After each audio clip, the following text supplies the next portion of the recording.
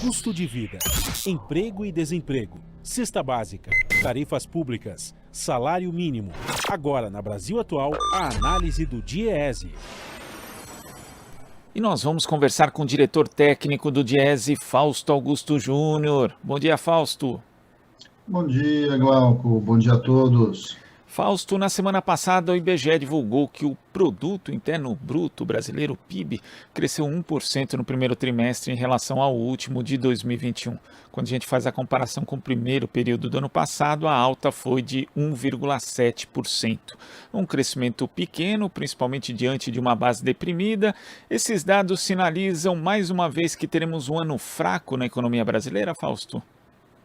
Bem, Glauco, na verdade, até pela expectativa, o número foi até mais alto do que se esperava, né? Na verdade, a gente está assistindo nesse primeiro trimestre, de alguma forma, é o chamado efeito vacina, né? Ou seja, a população foi de volta para as ruas, a economia começou a abrir, e alguns setores, e aí neste caso em especial, a gente viu um destaque importante do setor de serviços, começou a funcionar, né? Começou a crescer novamente.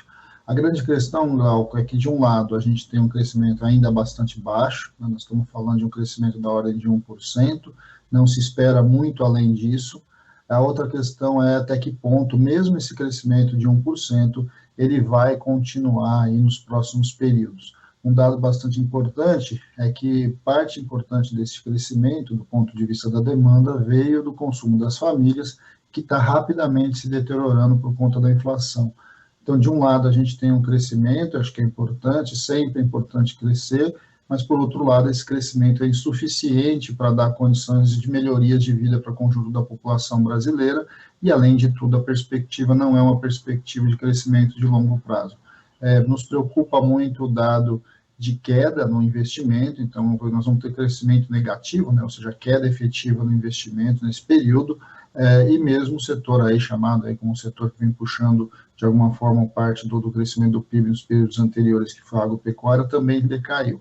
A indústria teve um crescimento muito pequeno, então quando a gente vai olhando ali no conjunto dessas informações, os dados do PIB, na verdade, mostram muito menos até do que muitas vezes o próprio 1% está nos dizendo.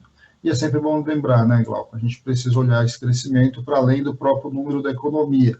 Até que ponto essas questões que estão sendo colocadas aí, os números da economia, estão refletindo, de fato, a vida real das pessoas, né? O Brasil é um país que está muito, muito complicado, a pobreza vem crescendo, a desigualdade vem aumentando, e, de alguma forma, a gente ainda está nesse dilema de crescimento que, na prática, não se transforma em melhoria de vida das pessoas.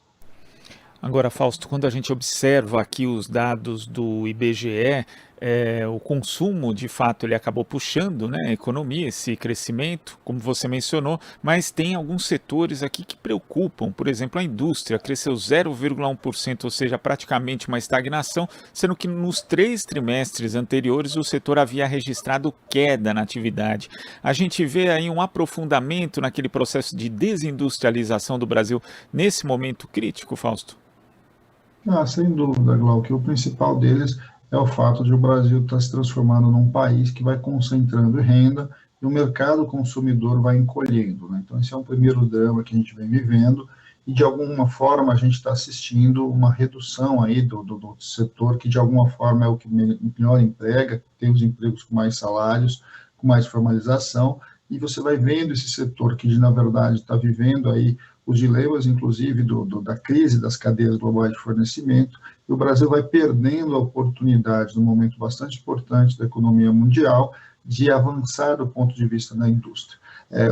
O baixo crescimento, ou quase nulo crescimento que a gente está assistindo da indústria, ele se reflete, inclusive, nos dados de investimento, né, que foi um dado negativo bastante acentuado, e que, de alguma forma, vai mostrando que o Brasil não está investindo na produção, o Brasil não está conseguindo, de certo modo, avançar na sua posição do ponto de vista da participação mundial, e aí o Brasil vai ficando, mais uma vez, parado num momento de mudança tecnológica bastante significativo.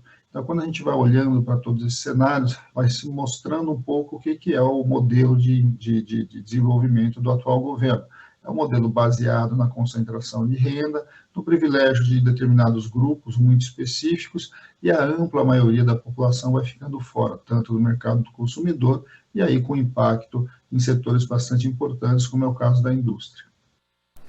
Agora, Fausto, a Selic já está em 12,75% ao ano, mas é possível, inclusive, que suba por conta da inflação, já que a receita do Banco Central é sempre aumentar a taxa de juros conforme o índice inflacionário, mesmo que não seja uma inflação por demanda. Essa taxa de juros já está fazendo um estrago no crédito pessoal e também de micro e pequenas empresas. Com esse tipo de política monetária, fica ainda mais difícil uma possível retomada do crescimento econômico? Sem dúvida, Glauco. A gente ainda nem sentiu nesse baixo crescimento do primeiro trimestre os efeitos aí da alta da taxa de juros. A gente ainda vai sentir isso muito provavelmente ao longo do segundo semestre. E, de novo, né, taxa de juros muito alto tende de dois lados. Primeiro, você comprime o consumo das famílias, inclusive, que foi importante aí nesse primeiro trimestre, por conta de redução do crédito propriamente dito, o dinheiro fica mais caro e uma parcela importante da renda das famílias passa a ser consumida aí pelos juros, consumida aí pelo cartão de crédito, enfim, de alguma forma a gente tem aí o desincentivo ao consumo.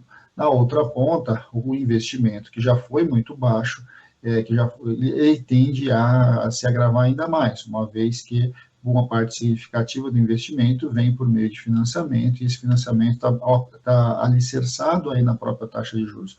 Vamos lembrar que se você é um investidor, na hora de tomar uma decisão de investir para a produção ou colocar o seu dinheiro ali nos títulos públicos, você acaba buscando ali o que tem menor risco, e aí você mais uma vez direciona o seu recurso para o financiamento da dívida e não para o investimento real. O impacto real na economia. Essa é a fórmula da alta de juros, é a fórmula que o Banco Central vem aplicando para conter a inflação, e uma inflação que a gente sabe que não está baseada no consumo, mas está baseado muito mais nos custos de produção. Então, quando a gente vai olhando para tudo isso, o cenário colocado aí para o segundo semestre não é um cenário positivo em relação ao PIB, muito pelo contrário, a gente está vendo aí um conjunto de elementos que muito provavelmente vai levar a que a economia brasileira cresça muito pouco, vai ficar girando aí um pouco em torno do 1%, mas que é muito aquém da necessidade de um país que cresce, um país que tem demandas sociais bastante grandes a ser resolvidas, mas que o atual modelo, na verdade, busca, de certo modo, concentrar renda,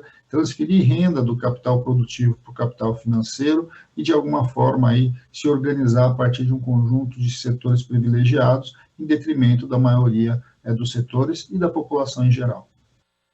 Fausto, muito obrigado pela sua participação aqui no Jornal Brasil Atual de hoje. Um ótimo dia, ótima semana. Boa semana a todos, Glauco. Até a próxima. Até a próxima. Conversamos aqui com o diretor técnico do Diese, Fausto Augusto Júnior.